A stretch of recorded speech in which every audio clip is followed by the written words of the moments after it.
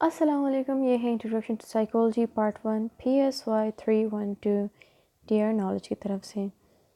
आज की इस वीडियो में हम स्टार्ट करेंगे चैप्टर 2, जिसके अंदर हम डिस्कस करेंगे मेथड्स ऑफ साइकोलॉजी उर्दू में।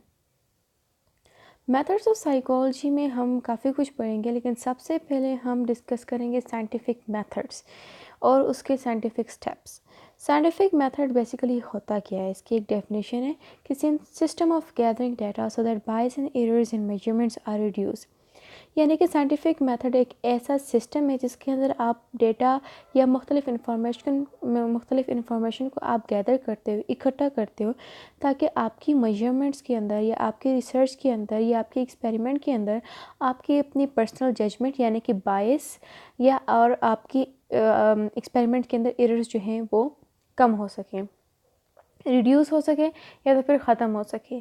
तो इसलिए साइंटिफिक मेथड जो है इस्तेमाल किया जाता है, क्योंकि एक ऐसा सिस्टम है जिसके अंदर आप डेटा को गैदर करते हो, आप इंफॉर्मेशन कलेक्ट करते हो, ताकि आपकी मेजरमेंट्स के अंदर बायस और एरर कम हो सकें। साइंटिफिक मेथड, कोई भी सब्जेक्ट, कोई भी फील्ड अगर साइंस है तो वो इसलिए क्योंकि वो साइंटिफिक मेथड्स यूज़ करती है। The reason why a particular field is called science because it uses scientific method. कोई भी फील्ड साइंस इसलिए होती है क्योंकि वो साइंटिफिक मेथड यूज़ करती है।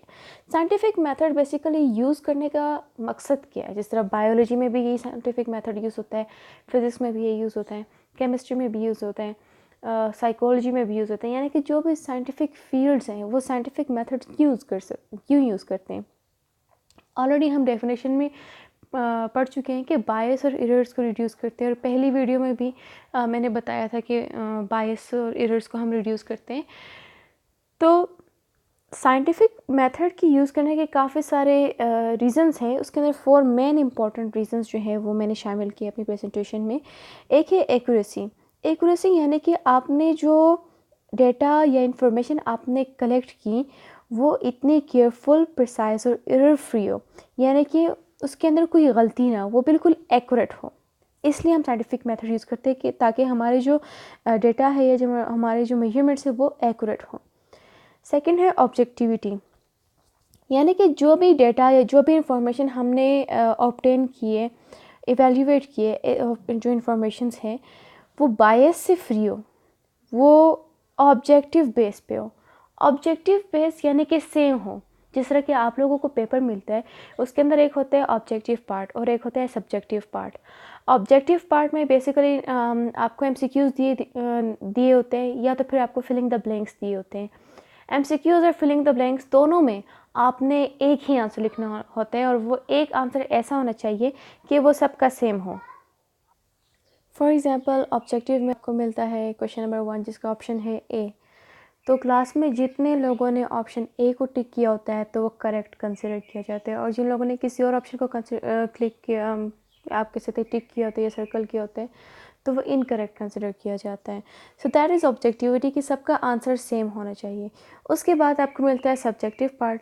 सब्जेक्टिव पार्ट में लाजमी नहीं है कि अब हर किसी के जो तरीका है या राइटिंग है या जो टाइपिंग है वो बिल्कुल सेम होनी चाहिए। सब्जेक्टिव में फिर हर कोई अपना तरीका करता है, अपने वे में आंसर प्रेजेंट करता है। हर एक की कोशिश होती है कि उसका जो आंसर है वो दूसरों के आंसर से ज़्यादा बेस्ट हो, तो ज़्यादा से ज़्यादा एडिटिंग करते हैं और ज़्यादा से ज़्यादा अच्छा तरीका करते हैं, परफॉर्म करते हैं। तो जो आंसर्स होते हैं वो क्लास में हर किसी का अलग तरीका होता है आंसर, क्वेश्चन को आंसर करने का।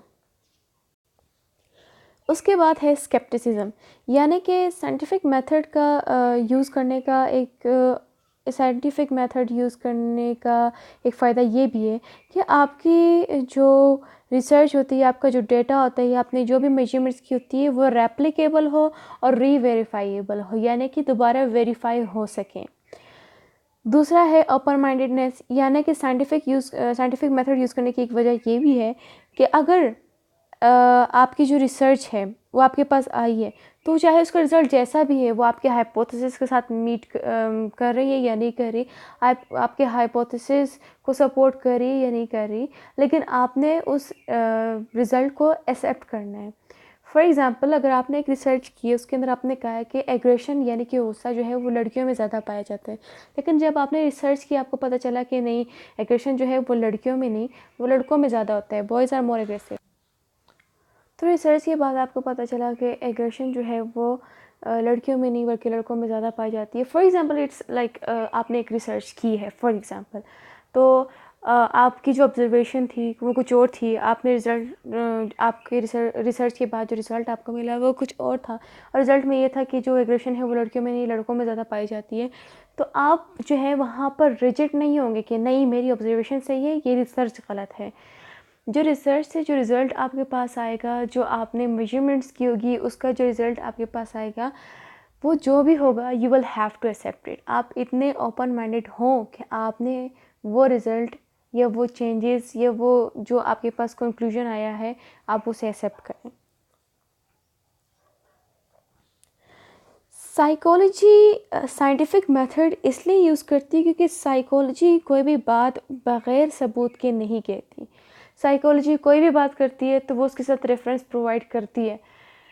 अगर साइकोलॉजी कहे कि एग्रेशन किस तरह होती है, किस वक्त किस इंसान में किस तरह पाई जाती है, तो उसके ऊपर पूरी रिसर्च की होती है। फिर जब वो बात साइकोलॉजिस्ट करते हैं या साइकोलॉजी में जब वो बात होती है तो उसके साथ प्रॉपर रेफरेंस दिया होता है कि ये बात इस शख्स ने की थी और इस शख्स ने जो है वो इस बात के ऊपर रिसर्च की थी, उसके बाद जो है ये कंक्लूजन हमारे पास आया था। जिस तरह क्लासिकल कंडीशनिंग पढ़ा था, तो क्लासिकल कंडीशनिंग में ज़्यादातर इवान पेवलोव को ही पढ़ा जाता है क्योंकि इवान पेवलोव ने उसके ऊपर रिसर्च की थी। तो साइकोलॉजी में जो है कोई भी बात जो है वो बग़ैर एविडेंस के या बग़ैर सबूत के ना एक्सेप्ट की जाती है और ना की जाती है।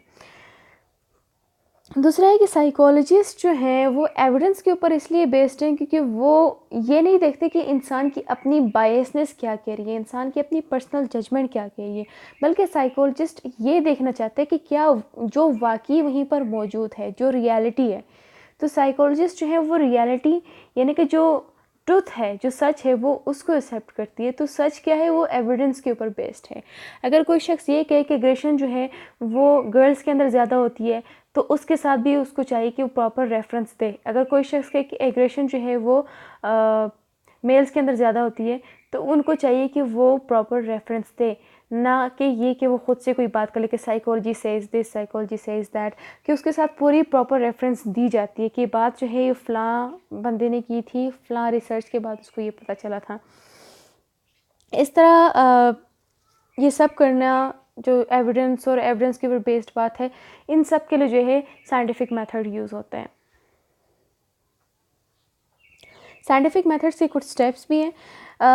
नंबर 1 है परसीविंग द क्वेश्चन, नंबर 2 है फॉर्मिंग अ हाइपोथेसिस, नंबर 3 है टेस्टिंग अ हाइपोथेसिस, नंबर 4 है ड्राइंग कंक्लूजन एंड नंबर 5 है रिपोर्टिंग योर रिजल्ट्स। ये स्टेप्स जो हैं आप कह सकते हैं जो हमने फर्स्ट वीडियो में पढ़ी थी गोल्स ऑफ साइकोलॉजी, ये उसी के ऊपर बेस्ड हैं। ये 5 स्टेप्स जो हैं। स्टेप है 1 है perceiving the question. Perceiving the question, जिस तरह कि हमने गोल्स ऑफ साइकोलॉजी में पढ़ा था डिस्क्रिप्शन, तो परसीविंग द क्वेश्चन जो है वो बिल्कुल डिस्क्रिप्शन की तरह है कि क्या हो रहा है, व्हाट इज़ हैपनिंग देयर। इसमें ऑब्जर्वेशन की जाती है, आपके सराउंडिंग में जो कुछ भी होता है आप उसको मतलब आपके सराउंडिंग में कुछ आपको डिफरेंट नज़र आता है, आप उसके अंदर इंटरेस्ट ले लेते हैं, तो आप उसको ऑब्ज़र्व करते हैं। फिर आपको उस चीज़ की वजाहत चाहिए होती है, आपको एक्सप्लेनेशन चाहिए होती है। तो फर्स्ट स्टेप होता है परसीविंग द क्वेश्चन। आपके जहन में ज़ाहिर एक क्वेश्चन आएगा तो आप उसके आंसर के पीछे जाएंगे, उसके सोल्यूशन के पीछे जाएंगे। तो first step is perceiving the question, यानी कि what is happening there, observation हो रही है। फॉर एग्ज़ाम्पल आपने नोटिस किया है कि आपके घर में बच्चे हैं और वो सैटरडे के दिन एक कार्टून प्रोग्राम देखने के बाद फिर वो गुस्सा हो जाते हैं और आपस में लड़ने लग जाते हैं, तो आपने वो फर्स्ट चीज़ नोटिस की कि क्या हो रहा है। सो नेक्स्ट स्टेप में जब आप जाएंगे वो होगा फॉर्मिंग अ हाइपोथेसिस। आप हाइपोथेसिस अपने जहन में बनाएंगे। फर्स्ट आपने ऑब्ज़र्व किया कि क्या हो रहा है, अब आप चाहेंगे कि क्यों हो रहा है। हाइपोथेसिस स्टडी करने से पहले या सेकंड स्टेप को स्टडी करने से पहले हम थोड़ी डेफिनेशंस पढ़ लेंगे ताकि कॉन्सेप्ट क्लियर हो जाए जब आगे यही वर्ड्स यूज़ होंगे। फर्स्ट है डेफिनेशन ऑफ हाइपोथेसिस। हाइपोथेसिस होती क्या है? Hypothesis is a tentative explanation of a phenomena based on observation या a tentative statement about the relationship between two और मोर वेरिएबल्स।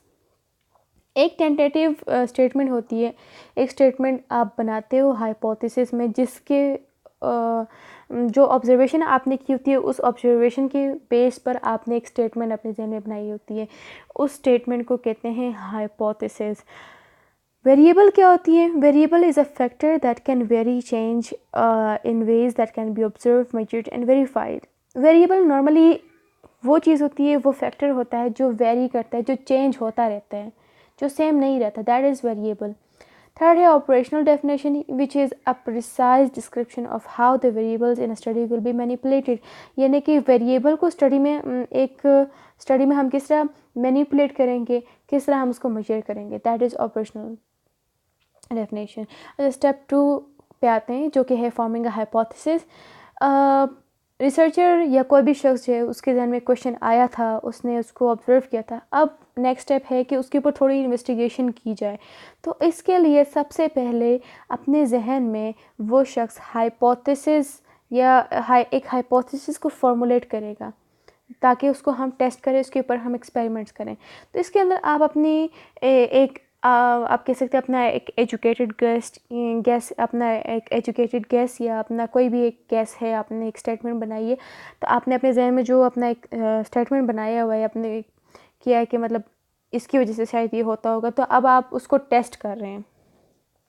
फॉर एग्ज़ाम्पल, आपने स्टेटमेंट बनाई कि children who watch cartoons will be more aggressive, कि Saturday के दिन आपने ये सब कुछ देखा और आपने अपने जहन में एक स्टेटमेंट बनाई कि जो बच्चे गुस्से वाले कार्टून देखते हैं तो ज़्यादा एग्रेसिव होते हैं। कोई गुस्से वाला कार्टून देख लिया, उसके अंदर बहुत ज़्यादा वायलेंस है, तो उसके बाद जो है बच्चा गुस्सा शो करता है। फॉर एग्ज़ाम्पल, ये अपने जहन में एक हाइपोथेसिस बना ली। अब थर्ड स्टेप होगा टेस्टिंग द हाइपोथेसिस। जो हाइपोथेसिस आपने अपने जहन में बनाई है, अब आप उसको टेस्ट करेंगे कि वाकई मेरी हाइपोथेसिस सही है या नहीं है। इसके लिए आप एक स्टडी डिज़ाइन करेंगे, आप इसके लिए डाटा कलेक्ट करेंगे, और ये डिपेंड करता है कि किस तरह टाइप का आंसर आपको मिलेगा। ठीक है, इसके अंदर आप रिसर्च मेथड यूज़ करते हैं। दो टाइप के रिसर्च मेथड होते हैं, एक होता है डिस्क्रिप्टिव मेथड, दूसरा होता है एक्सपेरिमेंटल मेथड। डिस्क्रिप्टिव मेथड में नॉर्मली आप आंसर करते हो who, what, where and when kind of questions. इन इस तरह टाइप के क्वेश्चंस होते हैं, उसको आप आंसर करते हो। इसके अंदर आप ऑब्जर्वेशन करते हो, डिटेल ऑब्जर्वेशन करते हो, आप इसके अंदर सर्वेज करते हो, जिसके अंदर आप लंबे आप कह सकते हो कि ढेर सारे लोगों से एट द सेम टाइम आप क्वेश्चन के आंसर्स हासिल करते हो। इसके अंदर केस स्टडीज़ होती है, कोरिलेशनल स्टडीज़ होती है। सेकंड है एक्सपेरिमेंटल मेथड। एक्सपेरिमेंटल मेथड में आप एक वेरिएबल मैनिपुलेट करते हो और एक वेरिएबल का दूसरे वेरिएबल के ऊपर चेंज आप चेक करते हो। इसके अंदर होता है एक्सपेरिमेंटल ग्रुप और कंट्रोल ग्रुप। एक्सपेरिमेंटल ग्रुप को कंट्रोल ग्रुप या एक्सपेरिमेंटल ग्रुप पे आप जो है वो चेंजेस जो हैं वो आप नोट करते हो कि एक्सपेरिमेंटल ग्रुप में क्या चेंजेस आए। इसमें आप वेरिएबल्स को मैनिपुलेट कर रहे होते हो। ठीक है, थर्ड स्टेप जो था इसके अंदर ये टेस्टिंग हाइपोथेसिस है। इसके अंदर आपका मेन गोल होता है कि आप एक बिहेवियर के एक्सप्लेनेशन के पीछे आप चाहते हैं कि इस तरह का बिहेवियर क्यों हुआ था, इसकी क्या वजह है जिसकी वजह से ये बिहेवियर हुआ था या ये इस तरह का काम हुआ था। तो नेक्स्ट स्टेप होगा, फॉर एग्ज़ाम्पल अगर आप प्रीवियस एग्ज़ाम्पल में जिसमें बच्चों ने कार्टून देखा था और उनको गुस्सा आ गया था, तो the best method would probably an experimental method, deliberately change one thing to see if it cause a change in the behaviour of other you are observing. तो अब आप इसके अंदर एक्सपेरिमेंटल मेथड भी यूज़ कर सकते हैं, जिसके अंदर आप वेरिएबल्स को चेंज करते हैं। एक ग्रुप के अंदर आप थोड़े चेंजेस लाते हैं, दूसरे ग्रुप को आप थोड़ा नोट करते हैं कि मतलब इसके चेंज से इसके ऊपर क्या असर पड़ते हैं वगैरह वगैरह। या आप कोई दूसरे मेथड्स भी यूज़ कर सकते हैं, जैसे मैंने डिस्क्रिप्टिव मेथड और उसके अंदर जो केस स्टडीज़, कोरिलेशन स्टडी, सर्वे, आप इसके ऊपर भी जा सकते हैं। आप एक्सपेरिमेंटल मेथड भी यूज़ कर सकते हैं। फोर्थ स्टेप होगा ड्राइंग कंक्लूजन। ड्राइंग कंक्लूजन, इसके अंदर आप डेटा को एनालाइज करते हो और आप अपने कंक्लूजन निकालते हैं।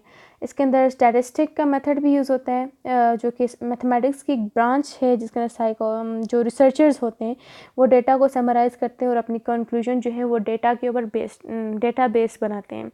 So if your hypothesis was supported, which means that your experiment worked, or your measurement supported your initial observations, or if it wasn't supported, which means that you need to go back to the square one and think of another possible explanation of what you have observed. Drawing conclusion में आपको फिर ये भी पता चलता है कि आपकी हाइपोथेसिस सपोर्टेड थी या नहीं थी। अगर सपोर्टेड थी, इसका मतलब है कि आपकी जो आपने एक्सपेरिमेंट किया था वो काम कर गया, या आपकी जो मेजरमेंट थी वो सही निकली। अगर आपकी हाइपोथेसिस सही नहीं थी, इसका मतलब है कि आपको दोबारा फर्स्ट स्टेप पे जाना होगा और दोबारा वहीं से अपनी जो फर्स्ट स्टेप से आपने दोबारा स्टार्ट करना होगा नया हाइपोथेसिस बना के।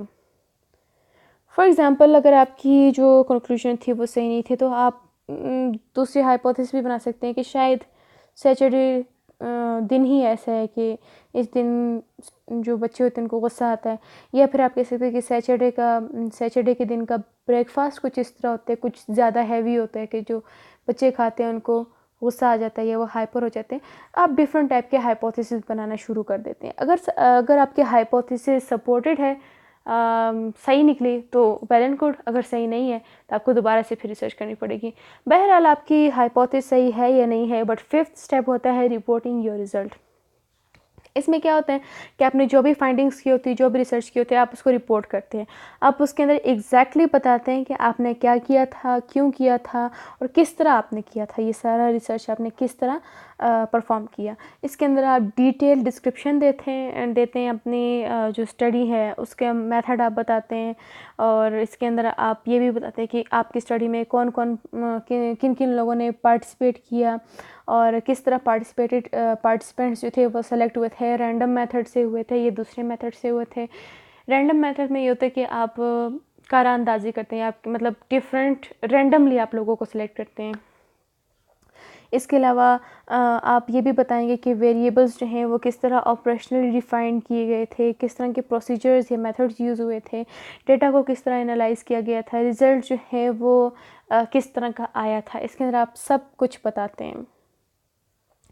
तो आप रिज़ल्ट इसलिए भी रिपोर्ट करते हैं ताकि अगले या लोग जो हैं या आपके जो आने वाले स्टूडेंट्स होते हैं या अगले लोग होते हैं, तो उनको पता चले कि आपने किस तरह अपना जो गोल था वो अचीव किया या एकम्प्लिश किया, या आप एकम्प्लिश करने में कामयाब हुए या नाकाम हुए, ताकि वो सीखें कि क्या क्या गलतियाँ आपने अपनी रिसर्च में की थी जिसकी वजह से आपकी रिसर्च जो है वो सक्सेसफुल नहीं थी, या आप अपना गोल कंप्लीट नहीं कर पाए, या क्या वजह थी कि आपके हाइपोथेसिस जो है वो आपके रिसर्च के साथ मैच नहीं हुई थी, या वो क्या क्या स्टेप्स थे, क्या मेथड्स आपने यूज़ किए थे जिसकी वजह से आपकी जो रिसर्च थी वो सक्सेसफुल थी, वो एकम्प्लिश हो गई थी। ये सब कुछ आप और दूसरों की मदद करता है। तो you will have to report your result. And next reason why you have to report your result is make it possible for other investigators to replicate और रिपीट द स्टडी। इसके अंदर एक दूसरा फ़ायदा ये भी होता है कि दूसरे जो आने वाले ये दूसरे जो इन्वेस्टिगेटर्स होते हैं वो इसको रेप्लिकेट कर सकते हैं या रिपीट कर सकते हैं अपनी स्टडी में। So this allows others to predict behaviour based on your findings और मॉडिफाई और कंट्रोल बिहेवियर। दूसरे बिहेवियर्स को प्रिडिक्ट भी कर सकते हैं, जिस तरह गोल्स ऑफ साइकोलॉजी में लास्ट 2 गोल्स थे, एक था प्रिडिक्शन और एक था कंट्रोल। तो थ्रू योर रिसर्च, आपकी रिसर्च के ज़रिए लोग दूसरों के बिहेवियर को प्रिडिक्ट कर सकते हैं। यानी कि साइकोलॉजी में अगर आप पढ़ते हैं कि इंसान को किस वक्त गुस्सा आता है या किस वक्त इंसान खुश होते हैं, किस बात पे खुश होता है, किस तरह इंसान की इमोशंस जो हैं वो इरोज़ होती हैं, किस तरह नहीं होती, तो वो ऑलरेडी हुई रिसर्च के ऊपर के बेस पर ये बात की गई होती है। तो आपको दोबारा रिसर्च करने की ज़रूरत नहीं पड़ती। आप क्या करते हैं, आप उसको रीड करते हैं, तब आपको मतलब आप लोगों के बिहेवियर को प्रिडिक्ट कर सकते हैं। सो दैट वाज आप कह सकते हैं कि बेनिफिट्स हैं रिज़ल्ट रिपोर्ट करने के लिए, या अपना रिज़ल्ट जो आप रिपोर्ट करते हैं उसकी काफ़ी सारी बेनिफिट्स हैं। तो अगर आपको ये वीडियो समझ आई है, आपका कॉन्सेप्ट क्लियर हुआ है, तब हमें कमेंट में बता सकते हैं। आप हमारा हमारी वीडियो लाइक कर सकते हैं। अगर आपको कुछ समझ नहीं आया, आपका कॉन्सेप्ट क्लियर नहीं हुआ, वो कौन सा पॉइंट था जो आपको समझ नहीं आया, वो आप नीचे कमेंट में लिख सकते हैं। आप इस वीडियो को शेयर भी कर सकते हैं अपने फ्रेंड के साथ, ताकि उनको भी थोड़ी हेल्प मिले इस वीडियो से, बिकॉज शेयरिंग इज़ केयरिंग। अगर आपको आगे आने वाली वीडियोस की नोटिफिकेशंस चाहिए, क्योंकि हम साइकोलॉजी से रिलेटेड या दूसरी फील्ड से रिलेटेड भी वीडियोस जो हैं वो अपलोड करते रहेंगे, तो आप चैनल को सब्सक्राइब कर सकते हैं ताकि आपको आने वाली वीडियोस की नोटिफिकेशन मिलती रहे। इसके अलावा अगर आपने कोई रिक्वेस्ट बेस्ड वीडियो बनवानी है हमसे, कोई इस तरह पॉइंट है जो आपको समझ नहीं आता, आपकी फील्ड से रिलेटेड कोई ऐसा टॉपिक है जो आपको समझ नहीं आता, आप कमेंट में लिख सकते हैं। हम we will try our best कि हम जो है उसके ऊपर एक अच्छी से अच्छी प्रेजेंटेशन बनाएं और आपका कॉन्सेप्ट क्लियर हो जाए, क्योंकि मेन एम जो है इस चैनल के बनाने का वो है आपका कॉन्सेप्ट क्लियर करवाना। So thanks for watching. Till then, Allah Hafiz.